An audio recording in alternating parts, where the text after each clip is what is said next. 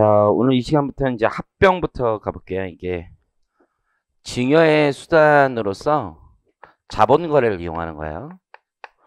우리 지금 증여 법에 예시되어 있는 규정들을 배우는 거고, 자본 거래와 관련된 증여를 배우는 거예요. 그래서 유형은 크게 세 가지가 있어요. 첫 번째는 합병을 통한 증여, 두 번째는 증자를 통한 증여, 세 번째는 감자를 통한 증여, 이렇게 보시면 되고, 이 내용은 법인세법에도 이제 많은 영향을 미친다 라고 보시면 되고, 물론 현물 출자도 있는데 이 세 가지 정도 기억을 하시면 돼요.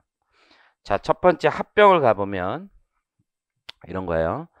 A 법인이 있는데 우리는 얘를 합병법인이라고 부를게요. 합치는데 합치고 나서 이제 A 법인이 남아 있는 거예요. 그리고 B 법인이 있어요. 얘를 피합병 법인이라고 불러볼게요. 상법에서는 뭐라고 부르냐면 A를 존속법인이라고 부르고 B를 소멸법인이라고 불러요. 없어지는 거예요. 합병이 되면 어떻게 되냐면 B법인의 주주가 있을 거 아니에요. 그 주주가 가진 주식이 소멸되고 A법인이 발행하는 신주를 받게 되어 있어요. 회계 처리가 어떻게 되냐면 보통 이제 피합병법인은 소멸되고 A법인은 신주를 발행하니까 자본금과 주식 발행 초과금 등이 증가하고 B법인으로부터 인수한 새로운 순자산이 장부에 들어오게 되어 있습니다. 그때 이제 손익이 발생하는지는 법인세법 영역이고, 우리는 지금 뭐를 배우는 거냐면 이 A법인의 주주가 있어요. 갑이 있고 을이 있습니다. 그리고 B법인의 주주가 있어요. 병이 있고 정이 있습니다. 만약에 A법인의 주주나 B법인의 주주가 갑, 을, 병, 정이 법인이라면 법인세법이 적용되는 거고, 개인이라면 상속증여세법이 적용됩니다. 소득세법이 적용되는 일은 없고요. 그러면 무슨 문제가 있냐면 이런 거예요. A법인의 한 주당 주가가 10,000원이에요. B법인의 한 주당 주가가 5,000원이에요. 자, 둘 다 100주씩 발행되어 있어요. 100주. 여기도 100주 발행되어 있습니다. 이 회사는 가치가 100만원짜리 회사고 이 회사는 50만원짜리 회사인데 둘을 합병하게 되면 어떻게 되냐면, 정상적인 케이스는 어떻게 되냐면 여기서 한 주를 주고 0.5주를 받아오겠죠. 혹은 두 주를 주고 한 주를 받아올 거예요. 이런 걸 합병 비율이라고 부릅니다. 이게 각종 법률마다 달라요. 합병 비율이. 어디서는 give and take 2대 1이라고 표현하기도 하고 어떤 데는 1대 2라고 표현하기도 합니다. 그래서 그 표현의 정식적인 용어는 없어요. 그래서 우리 세법 시험 문제에서는 한 주를 주고 두 주를 받았다 이런 식으로 표현합니다. 그럼 정상적인 거래라면 여기 두 주를 주고 한 주를 받아오는 게 정상적이겠죠. 이게 없어지는 것과 새로 받는 것의 가치가 등가여야 될 거예요.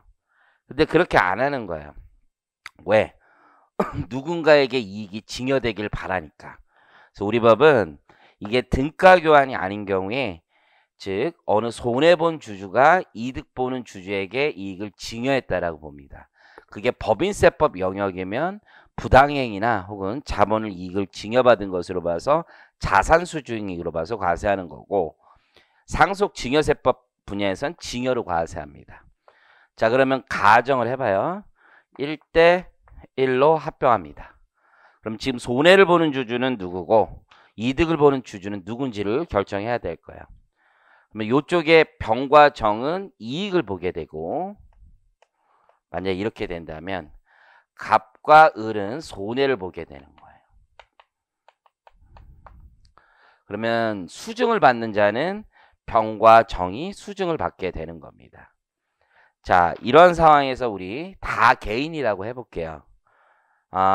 그거보다는 여기 개인, 법인 개인 섞어서 해볼게요. 법인 개인, 법인 개인. 자, 그러면 갑의 경우는 법인이잖아요. 근데 손해를 받잖아요. 그래서 이 경우 갑은 부당행위를 적용받을 수 있어요. 부당행위 계산.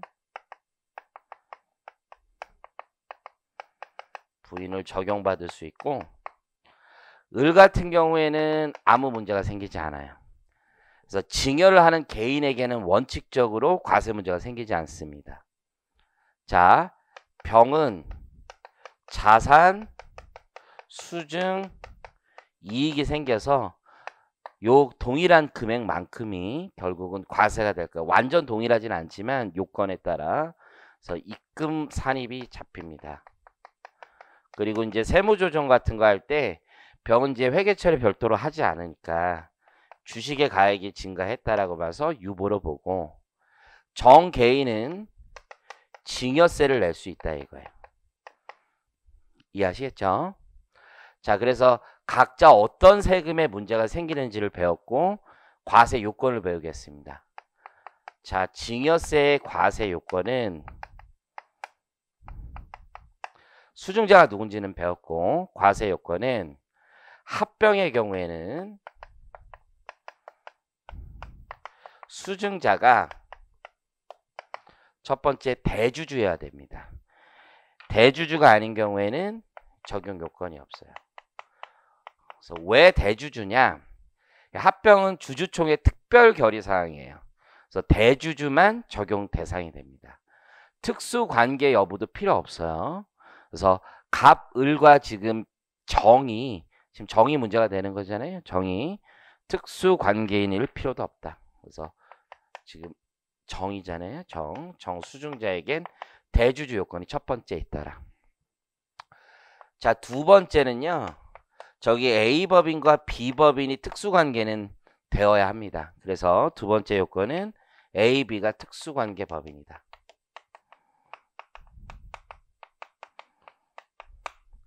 세 번째 요건은 현저한 이익이 있어야 돼요.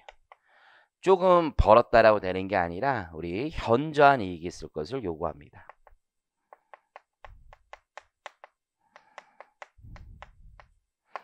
그럼 현저한 이익은 어떻게 계산하느냐? 그 차액이, 즉 증여로 볼 수 있는 그 차액이 30%를 넘어야 돼요. 그래서 뭐의 30%냐면 시가의 30%.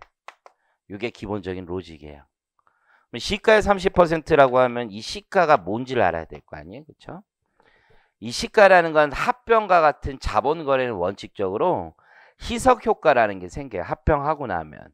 그래서 희석 효과까지 다 반영하면서 최종 꼭지에 먹은 걸 얘기해요. 그래서 이 시가는 뭐냐면 합병 후 주가가 됨이 원칙입니다. 자, 그러면 이게 세무회계 문제 이런 데 많이 나와요. 그래서 요거를 잘 하신 법인세도 이제 많이 도움이 되니까 제가 한번 예를 들어서 해보겠습니다. 자, 그러면 첫 번째 할 일이 뭐냐면 합병 후에 주가가 얼마가 되느냐, 이걸 먼저 계산을 하는 거예요. 자, 저 케이스 같은 경우에는 합병 전에 A법인의 가치가 10,000원 곱하기 100주니까 100만 원이 돼요. B법인의 가치는 50만 원이 됩니다. 이걸 단순히 합병하니까 둘이 합친 합병 후 회사는 150만 원짜리 회사가 될 거고, 1대1로 지금 합병을 했으니까 기존 주식 100주가 있었을 테고, 새로 발행하는 주식도 100주인 거죠. 1대1이니까. 그러면 요거 하면 7,500원 되겠네요. 그래서 합병 후의 주가는 7,500원이더라.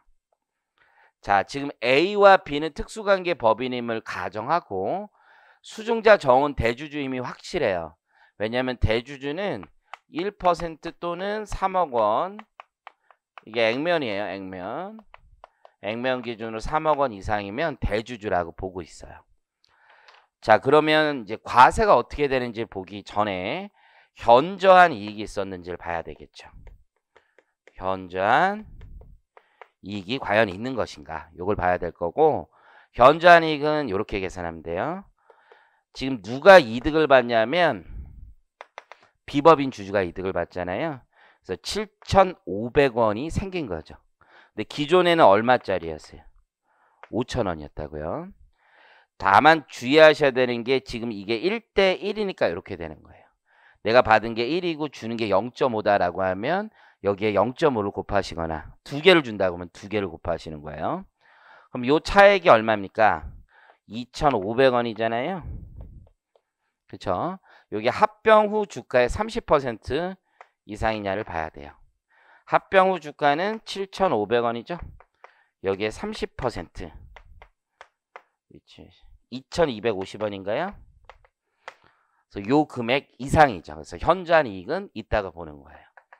자, 그러면 이제 우리 테이블을 하나 만들어 볼 거예요. 자, 기본적으로 누가 손해든 누가 이득이든 기본적으로 가만히 있는 주주를 먼저 생각을 해보시면 돼요. 가만히 있는 주주. 지금 합병은 늘 합병법인의 주주가 가만히 있습니다. 그래서 합병법인의 주주가 가만히 있는다. 손해보는 쪽을 이쪽 라인, 이득을 보는 쪽을 이쪽 라인으로 적어볼게요. 그러면 손해를 보는 쪽이 지금 A법인 쪽이니까 여기에 갑과 을 주주가 있을 것이고, 이득을 보는 주주는 병과 정입니다. 그리고 아까 우리가 정의하기를 갑, 을, 병, 정에 있어서 갑은 법인이고 을은 개인이고 병도 법인이고 정은 개인이라고 말씀드렸어요. 자, 그러면 제일 먼저 하나만 딱 구해 놓으시면 돼요. 갑법인이 지금 가만히 있는 주주잖아요.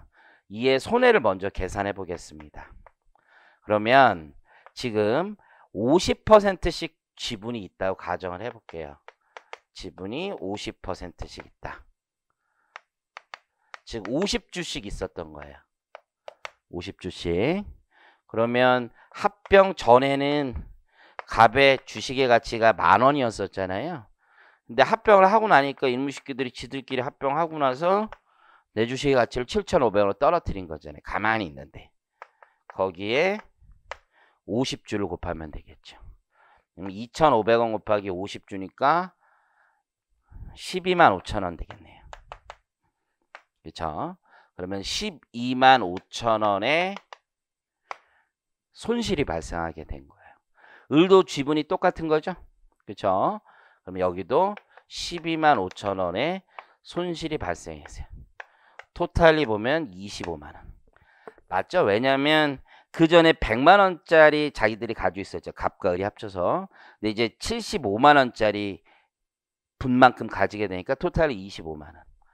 그러면 요 손해가 그대로 이전되는 거예요. 이해하시겠죠? 그러면 여기 62,500원. 여기도 62,500원. 여기도 62,500원. 62,500원. 이렇게 됩니다. 그래서 125,000원.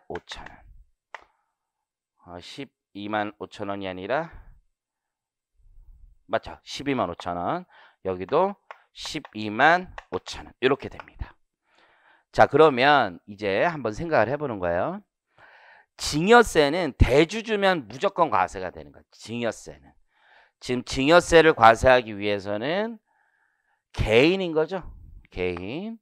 이 개인이 수증받은 사람이 이쪽이란 말이에요. 여기가 증여한 쪽이고, 그러면 정의 증여세를 먼저 계산해 보면 증여 재산가액이죠. 정의 증여 재산가액 얼마가 되는 거예요? 이 금액이 되는 거예요. 그래서 대주주면 다과세가 된다. 특수관계는 어디서만 필요해요? A, B 법인, 합병과 피합병 법인. 그렇다면 125,000원이 증여 재산가액이더라. 자, 갑법인은 어떤 위치에 있습니까? 이익을 이전하는 위치에 있고 손해를 보는 자의 위치에 있어요. 이해하시겠죠? 그럼 갑법인은 부당행위 계산 부인이 되기 때문에 갑법인이 누구와 특수관계를 맺고 있는지가 제일 중요합니다. 자, 그냥 가정을 해서 갑법인이 예를 들어 우리 병법인과 특수관계가 있다고 가정을 해볼게요. 그러면 서로 특수관계가 있는 점을 만나는 점을 찾으시면 돼요. 만나는 점.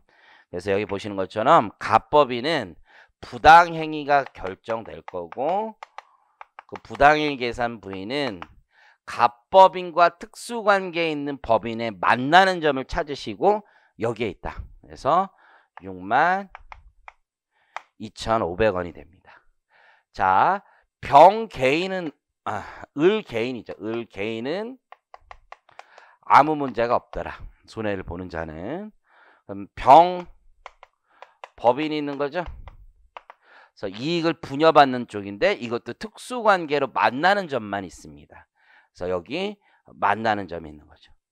갑과 병은 특수관계가 있고 을과 병도 특수관계가 있을 수도 있잖아요. 그럼 여기 두 개 만나는 점이 이쪽 라인에서는 있습니다.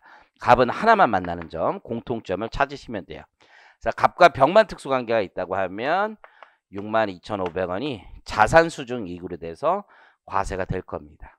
그래서 요게 이제 상속세하고 법인세를 전체로 보시면 된다 이겁니다.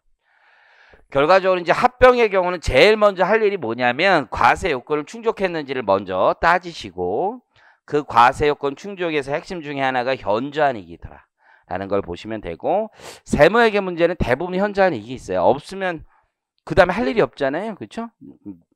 놀라고 지금 시험 문제 내는 건 아니니까 이렇게 보시면 되고 여기서 합병 후 주가를 뽑아내시는 게 중요하더라. 그리고 나서 이 테이블을 그려서 과세 요건에 맞춰서 저기 갑을병정이 어떻게 되는지를 보고 각자 얼마씩 내면 되는지를 찾으시면 됩니다. 자, 그러면 이제 합병은 다 끝난 거예요. 교재에 있는 내용을 한번 볼게요. 우리 이제 교재는 법조문을 거의 그대로 지금 갖다 쓴 내용이기 때문에 여러분이 이 공식을 가지고 공부를 한다는 건 매우 힘들어요. 매우. 그래도 한번 보긴 해보겠습니다. 특수관계에 있는 법인 간의 합병이라고 되어 있죠. 거기 밑줄 그어볼게요. 즉 법률의 과세 요건이 먼저 있는 거예요. 즉 지금 이 사례에선 A, B 법인 간의 합병인 경우에만 문제가 된다 이거예요. 법인세, 상속증여세법 다 마찬가지입니다. 으로 피합병법인 또는 합병법인의 대주주, 자 동그라미 쳐볼까요? 대주주가 합병으로 인한 이익을 얻은 경우에는 증여재산 가액으로 합니다. 대주주에. 그래서 합병의 경우는 특수관계 여부는 어디만 있습니다. 합병법인과 피합병법인 사이에서만 존재합니다. 그리고 오른쪽에 가보니까 증여재산 가액 있죠.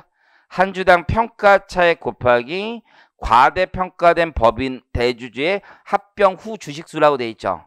그럼 요거를 맞춰서 생각을 해보면 지금 방금 전 케이스는 2,500원이 합병에 따른 1주당 평가이익이었죠. 2,500원이. 그리고 과대평가된 법인의 대주주의 합병 후 주식수였잖아요. 엄청 어렵네. 합병 후 주식수가 5,000주였었잖아요. 5,000주. 500주, 50주였나? 50주였죠. 그러면 그게 증여재산 가액이 된다라는 얘기입니다. 그러면 125,000원 딱 맞긴 하네요. 근데 이 공식을 찾아서 일일이 쓴다는 게 대단히 어렵습니다. 그리고 이게 딱딱 맞는지를 안 보여지기 때문에 우리 공식에 관계없이 저렇게 제가 보여드린 테이블에다 넣고 하시면 정상적인 사람이라면 테이블에 넣고 맞출 수 있다고 생각을 합니다. 자, 그 박스 아래 가보면 여기서 대주주란 나와 있죠. 그래서 1% 이상을 소유하고 있거나 액면가액이 3억 원 이상인 주주 등을 말합니다. 왜 이제 우리 세법이 대주주라고 하냐면 상법상 합병은 주주총회 특별결의 사항이기 때문에 대주주 정도 돼야지 의사결정에 영향이 있다라고 보는 겁니다. 자, 한번 볼게요. 여기가 S물산이라고 가정을 해보고 여기가 제2모직이라고 해보면 요 둘의 합병도 사실 지금 소송도 있고 굉장히 불공정하다 이런 얘기가 나오잖아요. 그러면 거기 대주주 J와도 과연 상속증여세를 내야 되느냐 이 문제가 있겠죠. 한 푼도 내지 않습니다. 왜 그러냐면 거기 맨 아래 한번 가보겠습니다. 세부사항 위에 보면 한 편이라고 되어 있죠. 주권 상장법인이 다른 법인과 자본시장 금융투자업에 관한 법률에 따라 하는 합병은 특수관계인 법인 간의 합병으로 아예 보지 않습니다. 자통법이 적용돼서. 그래서 상장법인들은 자기들 주가 가지고요. 이렇게 하게 돼 있거든요. 아예 처음부터 그래서 자기들이 현재 주가 가지고 하게 돼 있는 그 공식에 따라하면은 상속증여세법하고 아무 상관없이 그냥 간다라는 얘기입니다. 예, 지금 제가 보는 건 이게 이제 소송 가서 그럴 가능성이 과연 있나 싶기는 한데, 예, 지금 소송의 결과가 만약에 합병이 무효다 이렇게 나오면 그것도 세금하고는 상관이 없어요. 왜 원상 복귀시킬 거 아니에요? 그러면 처음부터 무효라는 건 과세 효력이 발생한 요건 자체가 없다는 겁니다. 자, 참고만 하시면 되고, 이제 8번째 증자로 한번 가보겠습니다. 증자. 자, 여러분들이 이제 증자를 배우실 때는 이게 상법을 조금 알고 계셔야지 도움이 되긴 해요. 자, 한번 가볼게요.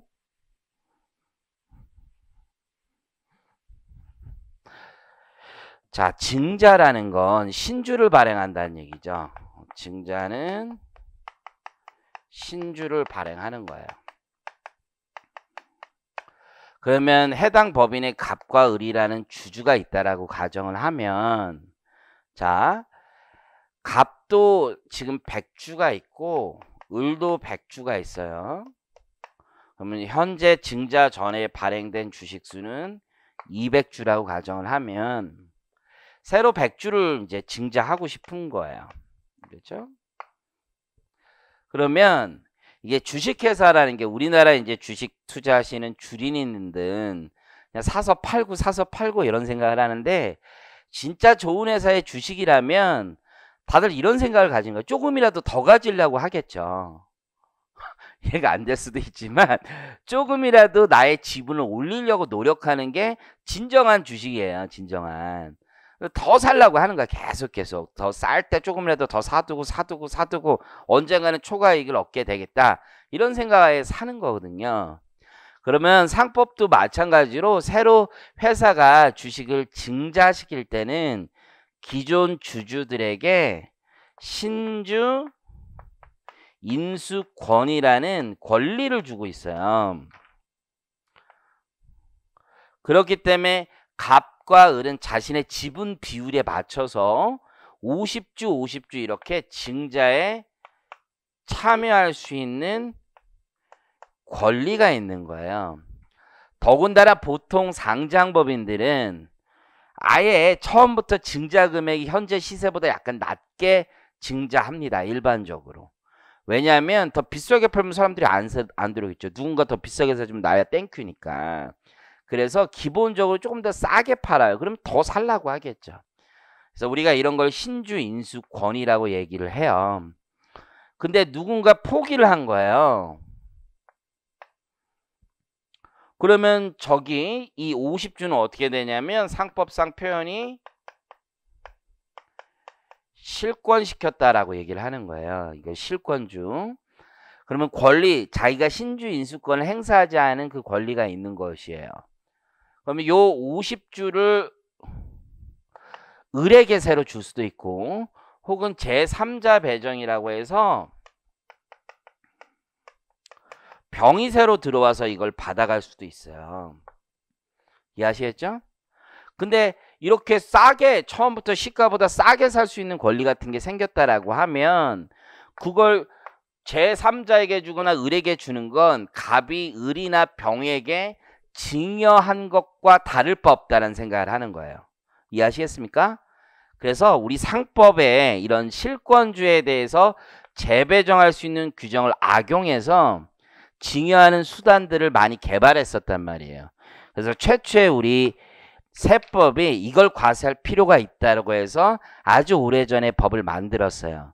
그게 뭐냐면 이렇게 실권시켰을 때 증여가 있다라고 보는 규정이 있었습니다. 그래서 첫 번째는 실권주가 발생했을 때 유형으로 나뉩니다. 그래서 여러분들 교재에도 보면 거기 실권주를 다시 배정하는 경우 양가로 1번이 있고, 오른쪽에 가보면 양가로 2번에 다시 배정하지 않는 경우 이렇게 나뉘는 겁니다.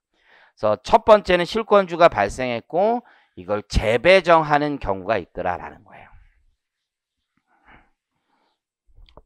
그래서 이거를 재배정하는 경우가 있더라. 자, 참고로요, 다음 페이지에 가보시면 842페이지에 불균 등 배정하는 경우도 있거든요. 이건 신경 안 써도 돼요. 이거는 1번하고 같은 거예요. 재배정하는 것과 그 결과가 동일합니다. 그래서 결과는 동일하다라고 보시면 되고, 자, 이렇게 재배정하는 경우에 두 가지 경우가 있겠죠. 첫 번째는 싸게 파는 거예요. 즉 신주를 싸게 파는 거. 두 번째는 신주를 비싸게 파는 거예요. 저가 발행, 고가 발행. 저도 이제 세법학 책에 요걸 이제 표로 만들어 놨는데 내년부터는 책에서 표를 뺄 생각이 더 커요. 왜냐면 이게 표로 다 여러분이 외우니까 늘 기억을 못 해요. 늘 기억을 못 하더라고요. 그래서 내가 새로운 형식으로 하는 게 더 낫지 않나 요즘 생각해 놓은 걸 가지고 한번 해볼게요. 그러면 첫 번째는 우리가 이걸 아는 게 더 중요한 것 같아. 누가 수중자냐 이거죠. 누가. 자, 싸게 파는데 실권주가 생겼고 그걸 누군가에게 줬다는 얘기예요. 이해하셨어요? 그걸 받은 놈이 있겠지. 받은 놈. 그럼 자기 권리도 없이 받은 거 아니에요? 그렇죠? 그걸 싸게 팔았으니까 땡큐지. 땡큐. 즉 5만 원짜리인데 이걸 2만 원에 살 수 있대요. 그냥 사는 거죠. 그렇죠? 물론 안 사는 아니 그건 소비고요. 주식은 재산이니까 싸게 살 수 있으면 돈을 번단 말이에요. 그래서 이건 주식의 인수인이 징여를 받게 되는 거예요. 주식의 인수인. 이해하시겠죠? 근데 비싸게 팔아요. 비싸게. 비싸게 팔면 안 사는 게 정답이에요. 신주인수권은 옵션이에요. 옵션이기 때문에 내가 권리 행사 안 하는 것도 내 마음이란 말이에요. 근데 누군가 비싸게 사준다는 얘기는 그 사람이 호구란 얘기죠. 근데 그런 호구는 보통 운인 거죠. 자기 인생의 운으로 호구를 만날 수도 있는데 이게 부모가 호구가 돼주는 건 징여나 마찬가지라고 볼 수가 있단 말이에요. 그래서 우리 고가 발행의 경우에는 주식을 인수하지 않는 자, 참여하지 않는 자, 즉 인수하지 않는 자가 수증자가 되고 그 사람은 특수관계인으로부터 징여받을 때 과세될 만하다라는 거예요. 자, 그러면 과세 요건이 있을 거 아니에요. 요건. 어떤 요건이 충족돼야지 싸게 샀다고 해서 무조건 과세하느냐 이런 문제가 있겠죠. 그렇죠? 요건이 필요하겠다. 무슨 얘기냐면 수증자가 있는데 나 싸게 샀으니까 무조건 세금 내야 돼요? 저는 특별한 요건이 있을 때만 내야 되는 거 아니에요? 이런 얘기가 있을 수 있다는 얘기예요. 자, 첫 번째. 싸게 샀어요. 수증자. 인수인이 싸게 샀기 때문에 이 사람에게 징여세를 내는데 과세권 하나도 없어요. 여기는. 아예 필요 없습니다. 특수관계인일 필요도 없고 아무 필요가 없어요. nothing 그냥 무조건 1원이라도 먹으면 세금 내는 겁니다. 왜? 그냥 떨어진 거 주워 먹은 거예요. 이거. 그러면 무조건 내는 겁니다. 그래서 과세권 하나도 없습니다. 그냥 싸게 먹었으면 무조건 내는 겁니다. 가장 강력한 요건입니다. 자, 비싸게 팔아요. 근데 나보고 사라고 강요하는 건 말도 안 되는 거예요. 그렇죠? 내가 어떤 액션도 취하지 않았는데 지금 나에게 과세하겠다는 뜻이잖아요. 왜? 이게 10,000원짜리인데 다른 애들이 2만 원에 사주니까 회사 가치가 올라갔을 거 아니야. 그 올라간 것만큼 너도 먹었으니까 세금 내라는 건데 만약에 이걸 과세하면 진짜 지나친 게 주식시장이나 이게 벤처기업 이런 데를 생각해봐요. 지금 얘네 가치는 상속증여세법상 평가해서 되게 낮아요. 500원, 1,000원이야. 근데 이게 사람들이 보기엔 대박 터질 아이템으로 보니까 10,000원 주고 들어오는 거란 말이에요. 그건 자본시장에서 당연한 이치예요. 그걸 가지고 너 500원에 샀는데 남들은 10,000원에 샀네. 지금 10,000원에 사고 있네. 너 그 부가 늘었네. 증여세를 내라. 이거는 일종의 미실현이익에 대해서 과세하는 결과도 되는 거고. 그래서 원칙적으로 고가 발행을 과세하는 건 대단히 이상한 일이에요. 소위 말하는 펀딩이 이루어진 거예요. 펀딩이. 그렇기 때문에 이거 과세하면 이상하다고요. 대신에 그 이유가 없이 비싸게 산 게 아닌 경우가 있겠죠. 무슨 얘기냐면 이유가 있으면 정당한 사유가 있는 거고 그걸 과세하면 안 되는 거예요. 그런데 이유가 없이 그냥 비싸게 사줬어. 왜? 진짜 증여하기 위해서. 그거는 한 가지 케이스밖에 없겠죠. 저렇게 비싸게 사주는 사람이 누구일 때, 특수 관계인일 때, 그때만 과세할 수 있어요. 그래서 이때는 요건이 특수 관계인일 때입니다. 자, 합병에서 보였던 게 여기서 하나 안 보여요. 그게 뭐냐면 현저한 이익입니다. 그래서 그냥 주워 먹는 거 있죠? 여기서 현저한이익 다 필요 없어요. 오로지 그냥 먹었으면 내는 구조예요. 현저한이익은 전혀 필요 없다. 재배정해주면 현저한이익은 전혀 필요 없다. 그래서 이게 표로 하면 이게 언제는 있고 언제는 없고 여러분이 많이 헷갈려하는 것 같더라고. 그래서 이렇게 그냥 단순하게 정리하시는 게 좋겠다. 현저한이익은 필요 없어요. 자, 그런데 두 번째 케이스는 뭐냐면 이렇게 실권주가 생겼는데 재배정하지 않는 거예요. 자, 싸게 파는데 재배정하지 않는다. 자, 그럼 한번 생각해 볼게요. 여러분이 몰입을 해서 이 사람 입장에서 생각을 해봐야 돼. 과세되는 입장에서 저가 발행을 해요. 그러면 수증자가 있을 거 아니에요. 역시 인수인이죠. 인수인. 자, 그러면 자 보세요. 재배정하지 않았는데 내가 인수했다는 얘기는 재배정된 주식을 인수한 게 아니라 내 몫을 원래 인수한 것에 불과해요. 그래서 아주 옛날에는 세법이 여기까지만 있었던 거예요. 여기까지만. 여기 뒤에는 있지도 않았어. 과세 요건에 저기만 있고 아예 없었어. 그러다 이제 사람들이 짱구를 굴린 거예요. 한 20년 전에는 이거밖에 없어. 고가 발행도 없었어. 요걸로 하니까 요것만 세금 내면 되는구나. 그러니까 요 짱구 그래서 요걸 만든 거야. 비싸게 더 사주면 이쪽이 되겠네. 이렇게 된 거지. 그랬더니만 특수관계에는 과세하겠다 이렇게 나온 거죠. 그 다음에 이제 사람들이 생각, 이거 어떻게 하지? 그러면 야, 이사회에서 처음에 100만 주 발행하기로 하지 말고 200만 주, 300만 주 하자. 뭐 이런 얘기가 나오는 거지. 이해하시겠어요? 그런 식으로 이제 징여를 하다 보니까 이제 규정이 만들어진 거예요. 근데 이거는 과세가 좀 무리한 게, 자, 내가 지분이 한 20% 있는데 100만 주를 새로 발행하기로 했어요. 그러면 나 20만 주 그냥 당연히 참여하는 거 내 권리란 말이에요. 내 권리. 내 권리 행사했는데 나보고 세금 내래. 이거 진짜 웃긴 거지. 내 권리를 행사했는데 무슨 세금을 내? 이거예요. 그럼 본질은. 아니 100만 주 발행한다고 해서 나보고 주총에 와가지고 20% 가졌으니까 20만 주 참여하시겠어요? 응, 참여할게. 싸게 파는데 그럼 참여하는 게 당연한 거지. 이해하시겠죠? 그런데 갑자기 나보고 세금 내래. 왜? 그랬더니 다른 애들은 참여 안 해서 너의 부가 증가했어. 그럼 주식 팔 때 세금 내면 되지. 왜 지금 내냐? 이게 말이 되냐? 미시런 소리고 왜 지금 내냐? 난리 칠만 한 거죠, 이건. 말도 안 되는 거지. 이해하시겠죠? 그렇다 보니까 악용하는 사람들이 있어. 뭐 누가 그렇게 악용하는데 아들이 있는데 아버지가 거기서 참여를 안 하는 거야. 아버지가. 뭐 아들만 참여하면 아들의 부가 증가하지 않니? 그건 또 맞는데 그 사람 또 자기 건데 아버지 아들 관계만 인정해줘야 되는 거 아니니? 이런 얘기가 나오는 겁니다. 서로 남남이면 제가 안 한 걸 왜 나한테 증여를 보냐 이럴 수가 있단 말이에요. 그래서 과세 요건에 첫 번째는 특수관계인. 특수관계가 있어야 된다. 즉 포기한 자와 인수한 자 사이에 특수관계가 있어야 돼. 포기한 자하고 인수한 자. 두 번째는 이런 것도 있지. 아니 그 가격 차이 얼마 나도 않는데 뭐 그걸 벌써 과세하려고 그러니. 지금 재배정하지 않은 걸 과세하는 거 되게 웃긴 거예요. 그래서 여기에도 엄격하게 가는 거지. 현저한 이익이 있어야 된다. 그래서 재배정하는 경우에는 과세 요건이 엄격하지 않아요. 고가만 특수관계 현저한 이익은 필요 없고 고가만 있지만 여기에서는 엄격한 과세 요건을 들고 오고 있다는 거예요. 자, 두 번째 고가 발행입니다. 고가 발행. 비싸게 팔아요. 그럼 자기 안 사는 게 당연하단 말이에요. 참여하지 않은 자가 자신의 부가 늘어나는 건 맞죠. 남들이 대신 비싸게 사줬으니까. 그렇지만 무조건 과세할 수는 없다. 그래서 여기도 재배정하지 않는 경우는 두 가지를 두고 있다. 그래서 특수관계 있어야 되고 현저한 이익이 있어야 된다. 똑같아요.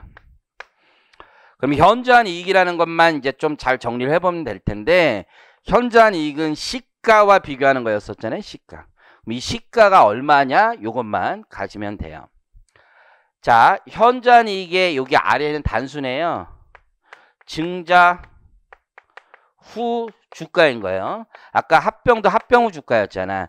왜? 희석 효과가 있으니까.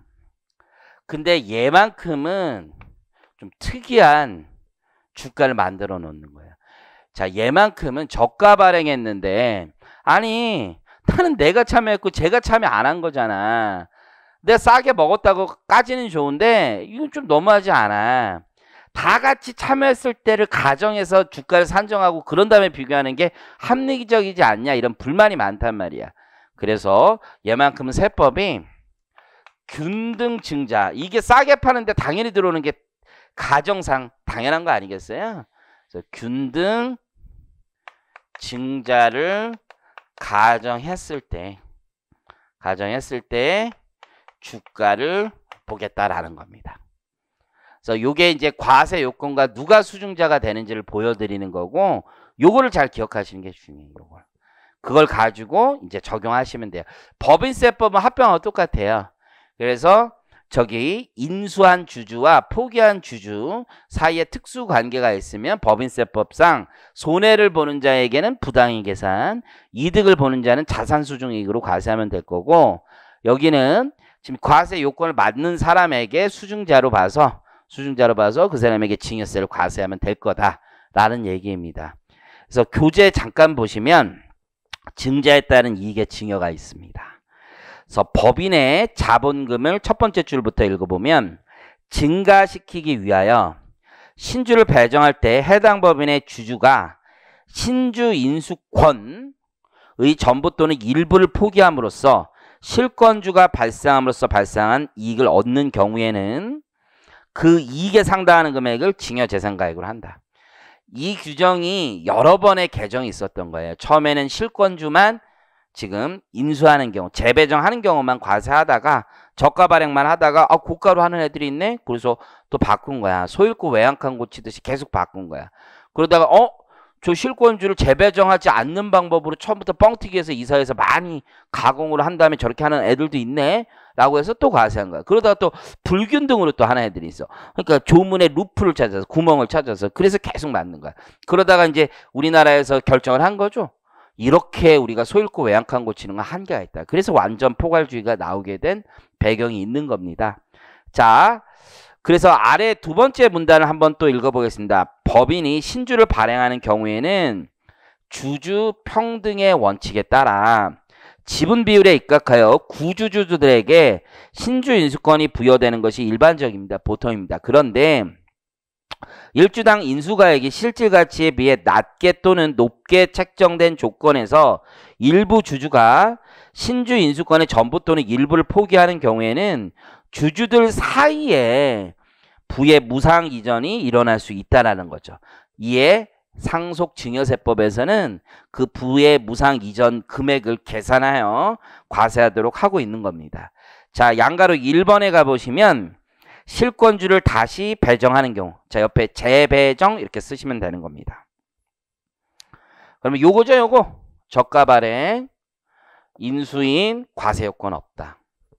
요 지금 글은 조문을 그대로 쓴 거예요. 한번 읽어볼게요. 실권주를 배정받은 자, 가로 안에 있는 말은 조문에 없어요. 근데 해석이 이렇게 되는 거예요.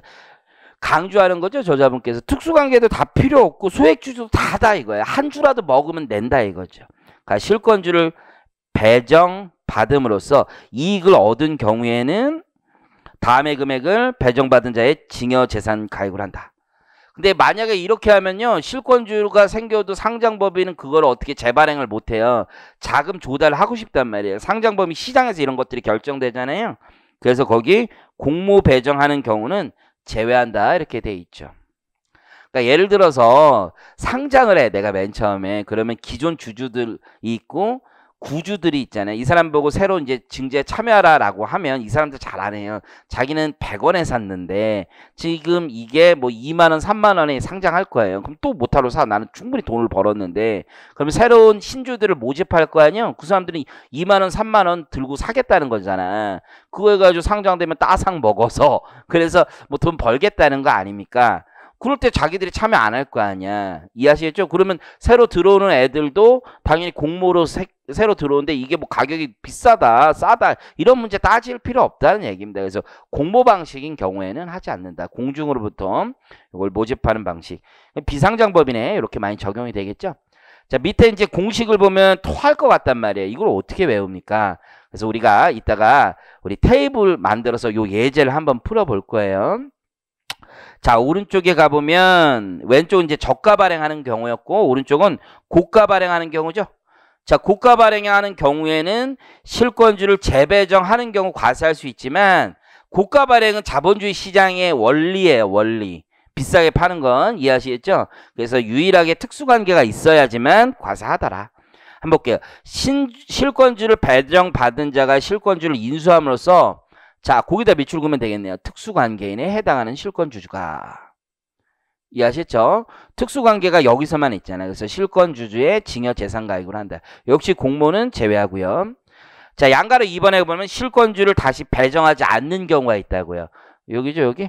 재배정하지 않으면 자기들 옵션에 따라서 권리 향상하기 때문에 이거 과세하면 이상한 거야, 원래. 그죠? 그러나 악용하는 케이스가 있어서 요거 조세폐 행위를 좀 방지하고자 우리 법은 과세 요건을 좀 엄격하게 하고 과세하고 있다라는 얘기입니다. 그래서 아래 가보니까 두 가지 유형에 있는데 자, 실권주를 처음부터 읽어볼게요. 다시 배정하지 않는 경우에 징역 규정에도 다음과 같이 두 가지 유형이 있습니다. 이들 모두 1주당 주가 차액이 증자 후 1주당 평가 가액의 30% 이상이거나 3억 원 이상인 경우에만 적용한다라고 돼 있죠. 자, 그러면 첫 번째 실권주를 재배정하는 경우에만 현저한 이익이 필요하다는 얘기입니다. 재배정하는 경우에만 현저한 이익이 필요합니다. 두 번째는 거기 두 번째 줄에 보세요. 저가 발행의 경우에는 이때 현저한 이익의 시가를 뭐로 하겠다는 거예요?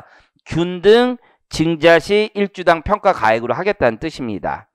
그리고 반가로 1번에 가보면 신주를 저가 발행하는 경우 증자 후 1주당 평가 가액이 있죠. 이때 증자 후 1주당 평가 가액은 균등 증자를 가정한 거고 과세 요건에 가보니까 조문에 실권주주의 특수관계는 이렇게 있잖아. 그래서 저가 발행도 특수관계가 필요하고 아래 저기 밑으로 내려가 보면 반가로 2번에 파란색으로 적혀 있어요. 고가 발행하는 경우 이 경우에도 특수관계인이 필요하더라 라는 얘기입니다. 불균등은 안 보셔도 돼요. 자, 그럼 예제 2-5번 있잖아요. 요거는 조금 쉬었다가 같이 한번 해보겠습니다.